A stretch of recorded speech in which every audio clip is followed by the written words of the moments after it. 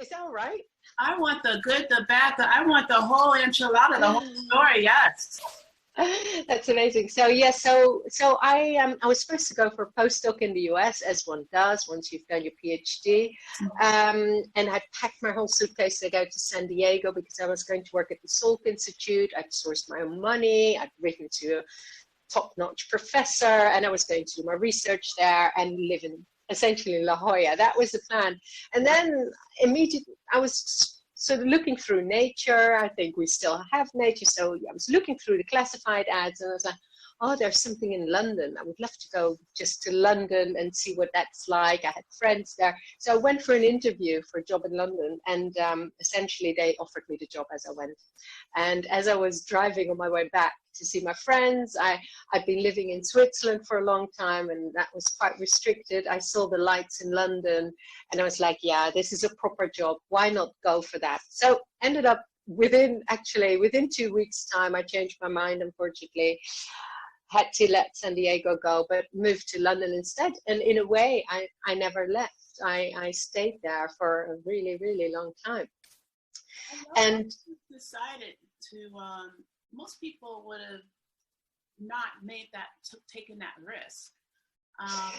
But so what sort of made you think, you know what, I'm doing this, and yeah, I don't care. Yep, I might have just gotten to San Diego. People are probably gonna think I'm crazy, but I got to do this.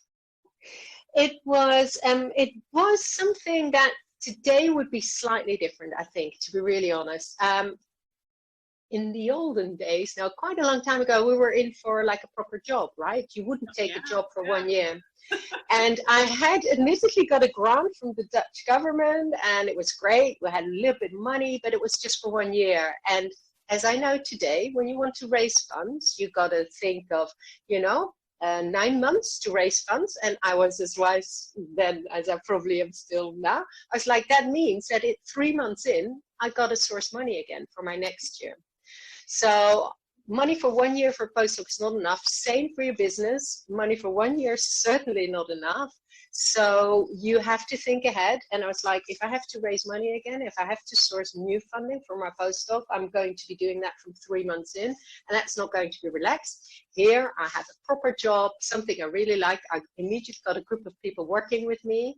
And it was fantastic. I had immediately, actually, I started with 4, and then I had people working with me doing research, and then it moved into sort of having 20 people who reported into me just for the schizophrenia research, because I was essentially coordinating that, and it was fantastic. As a 27-year-old, which was at that time relatively young, I was like, yeah, this is great. I can have so much experience here. So it was that experience, and I always thought I would go back to San Diego, which I obviously have been. And, we may still open offices in La Jolla, so we can still do that.